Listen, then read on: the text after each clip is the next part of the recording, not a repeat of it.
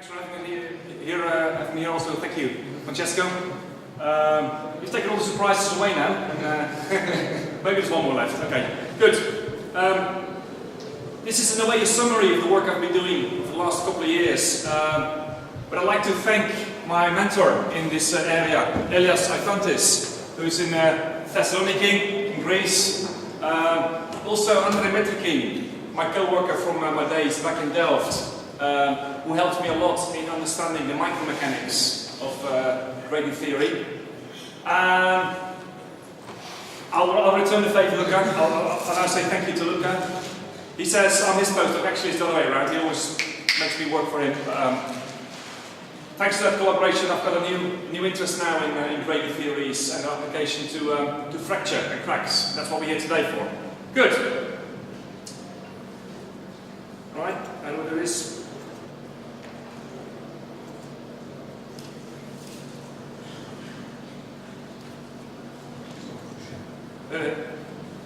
How do I move through the pages? Okay. Thank you. Down.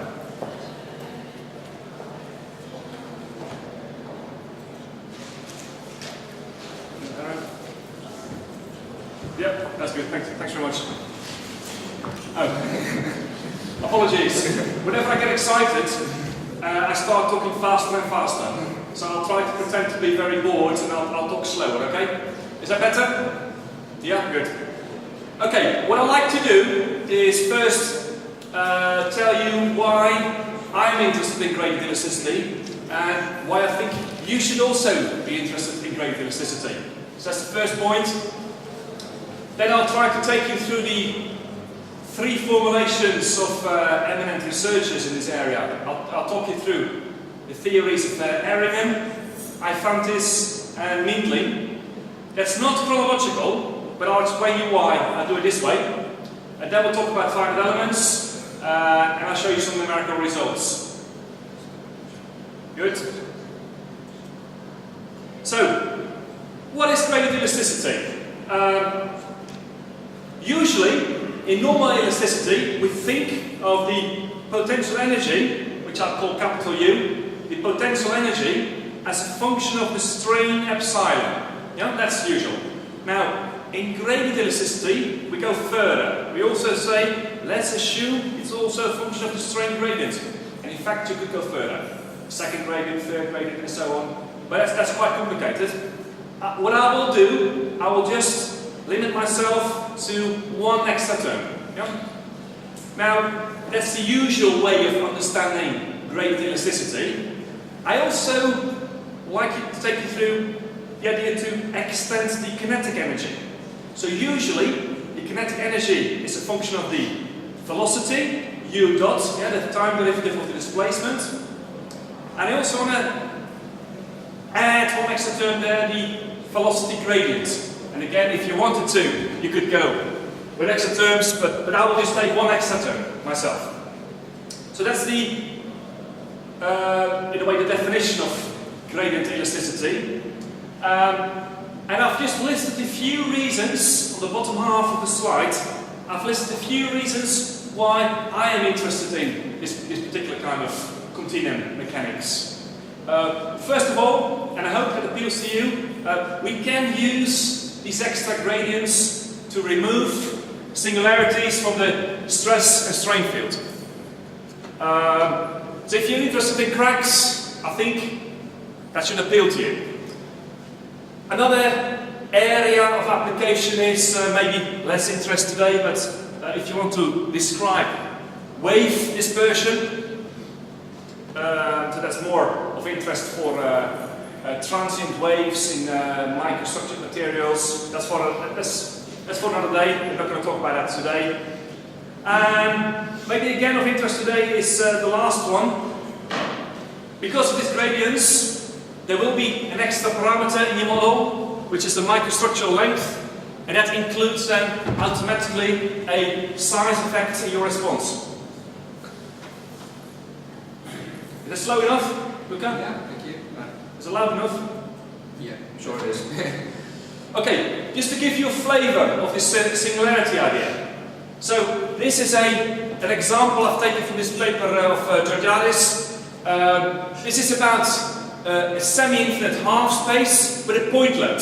Yeah? And you know from elasticity, if you have a point load, the displacements directly underneath will be singular. And that's what we see in a thin line, which is the classical result, and that goes up to infinity, yeah? Which is unrealistic. If you apply gradient theory, you get this fat line, which is still concentrated, but finite. Yeah? There's no singularity anymore. Now, I like this picture because it's very transparent. This is for a point load, but of course we have different singularities in elasticity, and you will see the same when talking about cracks. Sharp cracks you can describe without singularities. Good.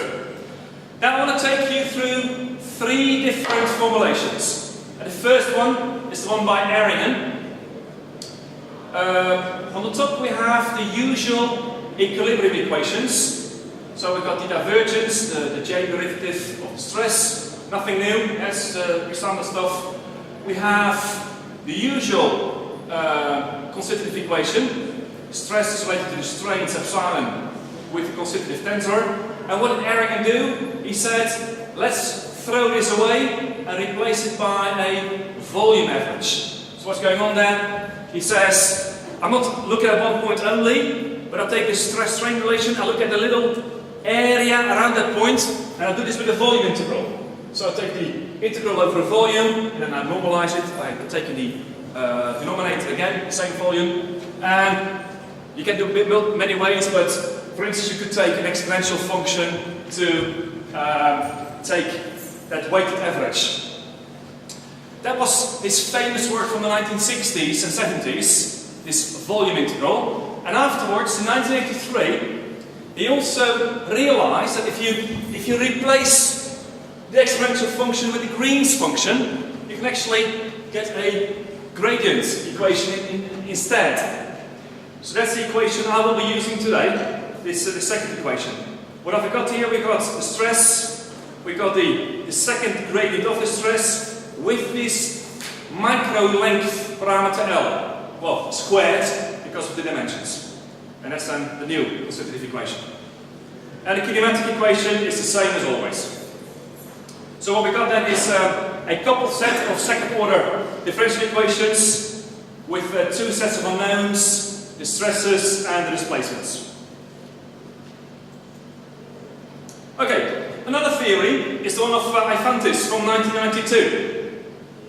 He used the same equilibrium equation. What he did is he said, actually, I want the stress to be a function not only of the strain, but also of the strain gradient.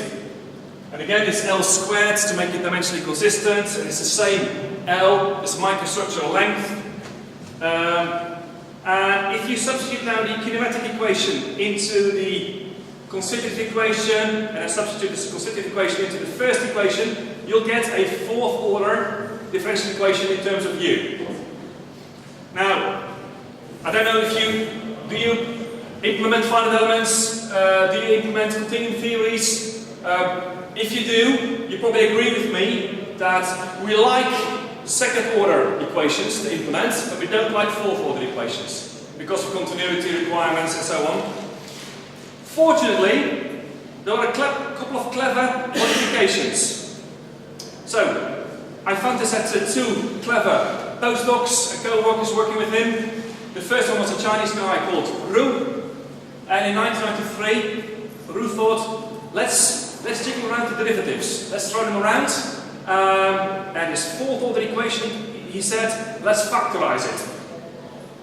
Let's take the JL derivatives out of the brackets, put them outside, and then what we got inside is actually the classical equations of elasticity. So, the idea was to split the 4th order equation on the top into 2 second order equations. The first one is the classical equation of elasticity, and then afterwards, once you get these classical displacements, you throw them into the second equation and you get your gradient enriched displacements afterwards. So I use little g to indicate gradient enrichment. So if you want, U will be the singular displacements, and then UG will be the smooth displacements. Yeah? Okay, now these are decoupled, and then there was a Russian guy called Gudkin. He said actually, because these are decoupled, these two equations, we can actually mess around with the second equation, and we can take the derivative and make it a stress equation rather than a displacement equation.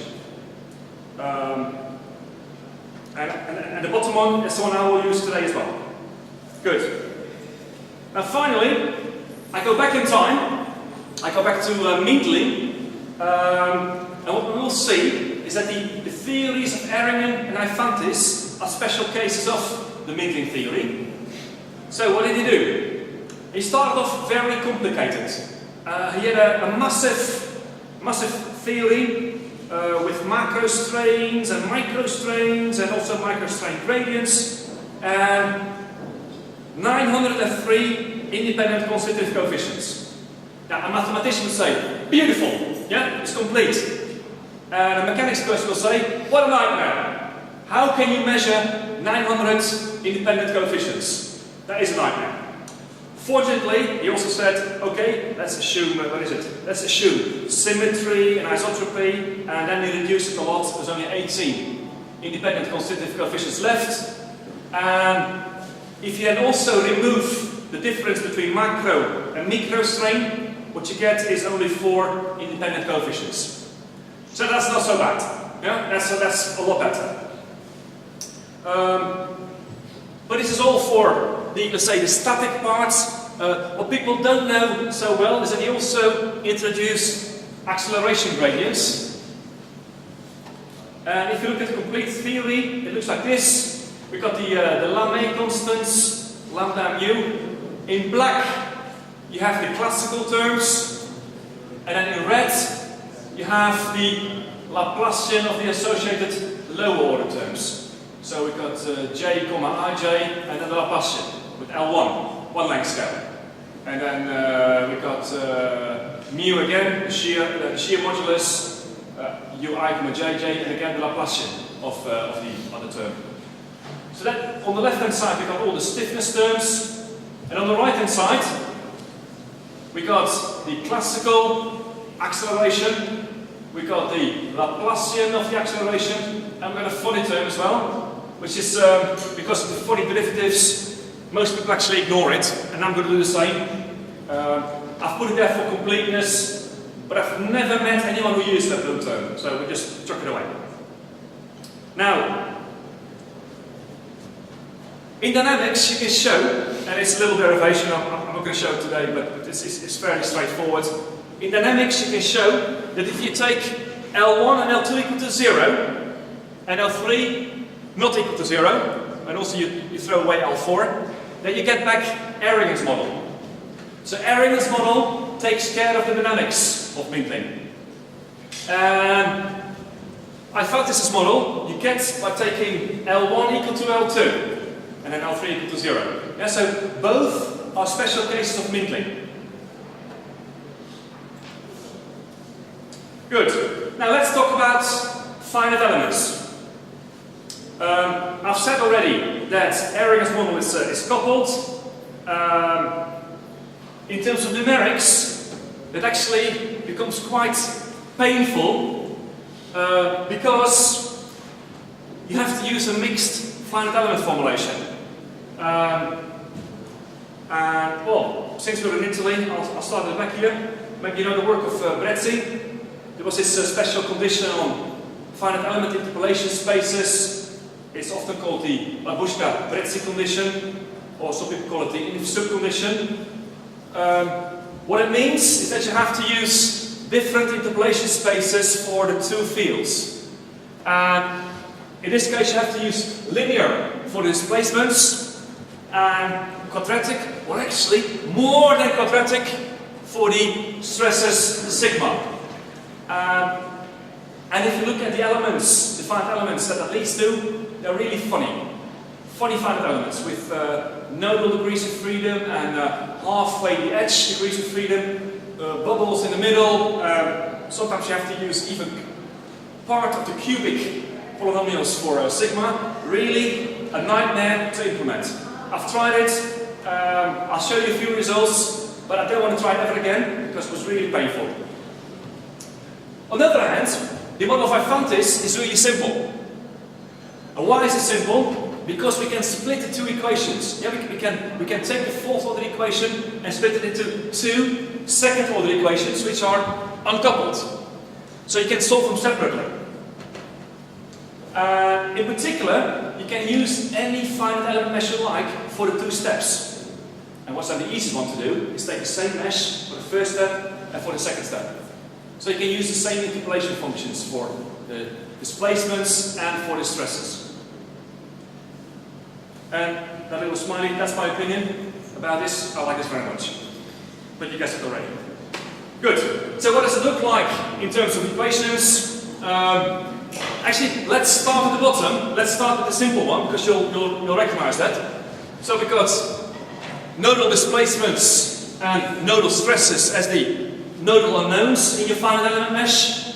And then the first equation, the first row, is actually the standard stiffness matrix. So B are the derivatives of the shape functions. Yeah, the shape functions for U in this case.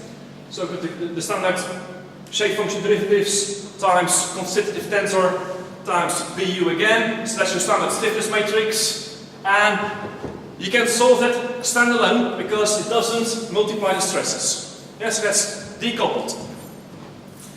And the second equation has a kind of, well, this is the coupling with U. This is almost like a mass matrix. This is like a diffusivity matrix. The second equation we use to post-process the results of the first equation, and this is how we get the gradient effects in there, because that's the microstructural length that comes in there. So we get singular displacements and they're being post-processed into smooth stresses. Okay, if we compare this to Ehringer's model, then the second equation, the second row over there, is exactly the same as in the Ifantis model. But what's different is the first equation. Because now the first equation expresses equilibrium in terms of the smooth stresses, and now we have a coupled system. Yeah, so BU times NS is a rectangular matrix. You cannot solve it on itself, you have to solve it coupled with the rest. And this is a typical structure of a mixed formulation where we have Lagrange multipliers, zeros on the diagonal, and so on. And all the problems that we know from mixed formulations. Good. Right, now I want to take you back to Mindlin. And as we said, Mindlin is a combination of Ifantis and Ehringer. I will simplify it a little bit. I will only take one stiffness length scale. So I'll take L1 equal to L2. Yeah? And if you remember that blue term, I'll throw this away, so I'll take L4 equal to 0. And then I get this one, this equation in the middle, where we have a mass related length scale and a stiffness related length scale. And also, I will call U here, I will call it UM, because it's the macro scale displacement. And now I'm going to use the same trick as Roux and Ifantis. I'm going to factorize the stiffness half of the equation. And then what I've got in the middle here is, if you think back of Ehringer and this averaging, this is actually the micro scale displacement. So I can now split my fourth order equation into two second order equations which are now coupled, because both unknowns appear in both equations. And I want to make it symmetric, because if the equations are symmetric, my finite element system will be symmetric. And to do that, I'll take the second time derivative of the second equation. And a bit more algebra. These are really boring details, so I'll go quickly through them. What you end up with is a system on the bottom here, where the two coefficients of the respective coupling terms are identical. So we have a symmetric system And if you then discretize it with finite elements, you get this. So we've got a full mass matrix. I don't mean a global matrix that's full, but there are coupling terms in the mass matrix. There's actually only one stiffness term, one stiffness matrix, which is the micro-micro matrix. And as I said, it is symmetric, so the coupling matrices are each other's transposed. And what I didn't expect, but what we see is that all the gradient effects are in the mass matrix and not in the stiffness matrix. But the good thing is, there are only first order derivatives of the shape functions, and that means you can use your standard linear finite elements. All nice and easy. Good. Now it's time for some examples. So we've got a central crack problem here. As usual in the UK, the cracks are horizontal. So I'm going to start with Hyphantis' theory, where these are pictures of the vertical normal stress. Yeah? Now, the crack, this is only 1/4 of the specimen, because we have double symmetry, and the crack extends from 0 to 0.2, so this is the crack, and what we see is that the stress is nice and smooth. So this is the vertical normal stress. Otherwise you would have expected a singularity at the crack tip, but now, because of the gradients, the singularities have gone. We have a smooth stress field with a finite value at the crack tip.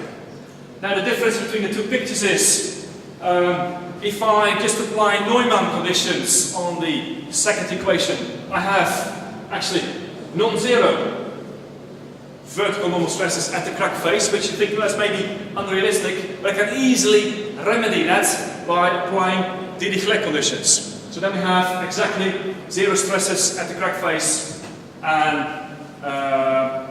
again, a smooth stress field altogether. Good.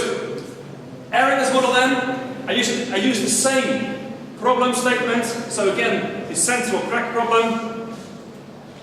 And I want to show you what happens if I mess up the interpolation order of the 5 elements. So, I know that I should apply the Babushka-Bretzi condition, and if I don't do that, if I use quadratic for the stresses, which are on the left, but also quadratic for the displacements, which are on the right, then my stress field is nice and smooth, and so this is fine. I have a singularity in my displacements, which actually I don't care, because my stresses are smooth now. But I've also, if you can see, I have this waviness in my displacement field over there. It goes up and down, yeah? These are the oscillations. Typical if you violate the Babushka-Bretzi condition. Now, if I use quadratic for the stress and linear for the displacements, my displacement is still singular, but now it is smooth. So this is a lot better. Actually, among friends, don't tell anyone else, I'm still violating the Babushka-Bretzi condition, because I should have used an extra cubic term in my stresses, but I was lazy. I didn't do that. But as you can see, it is a lot better than the previous slide with the quadratic interpolation. Okay, now moving on to Mindling theory. And for Mindling, for the Mindling example, I will show you something in dynamics. What I'm looking at is a square sample and apply a point load in the middle. Not really realistic, because what kind of example would that be? But hey ho, it's just to show you the removal of singularities in dynamics. I'm going to use my multi-scale implementation with, if you remember, UM micro and UM macro, the two displacements coupled together. And I'm going to use the same bilinear quadrilateral elements for both the micro and the macro displacement. Now, I'm looking at the vertical displacement across the vertical axis, horizontally. So yes, you probably have to think of it sideways. If I use classical elasticity, I get this sequence of red lines where every mesh gives me a different answer, and actually I'm trying to capture a singularity. Yeah, so the classical results are singular, as you would expect. Now, believe it or not, but actually what we got here are three lines, three black lines. So if I use gradient elasticity, I get very quick convergence of the results, and these results are smooth, not singular. Good. Let's summarize. So what have we done today? We've had a look at the three models of Meidling, Erringen and Ifantis. So Erringen and Ifantis are in a way special cases of Meidling. We've also had a look at the finite element implementations, and in my opinion, and if you disagree, I'd love to have a discussion with you. In my opinion, what I would like to see in finite element implementations is that we can interpolate all fields with the same shape functions. And if you think about it, that's what you normally would do, yeah? So if you have horizontal displacement and vertical displacement, you want to use the same finite elements for both, yeah? And I want to apply the same idea going to gradients. So that's one thing. And the other thing, if possible, try to decouple the equations so that you can stagger the solution, and that's a lot cheaper. So what are the results then? Well, for the Ifantis model, we've got two ticks. Yeah? Ifantis model has uncoupled equations, which means you can use the same shape functions, and also means you can use a staggered solution. So Ifantis model satisfies both conditions. Erringen's model, unfortunately, doesn't satisfy either of them because they're coupled. Because they're coupled, you cannot stagger the solution, and also it's a mixed formulation, so you have this awkward quadratic linear combination. And the Meidling implementation that I've shown you today with this multi-scale formulation satisfies the first condition because you can use the same elements for both micro and macro displacement, but they are coupled, so you cannot stagger them.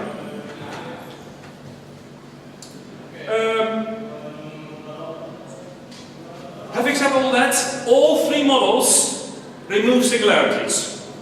And I suppose, being in a group of fracture today, that's what should really excite you, I hope.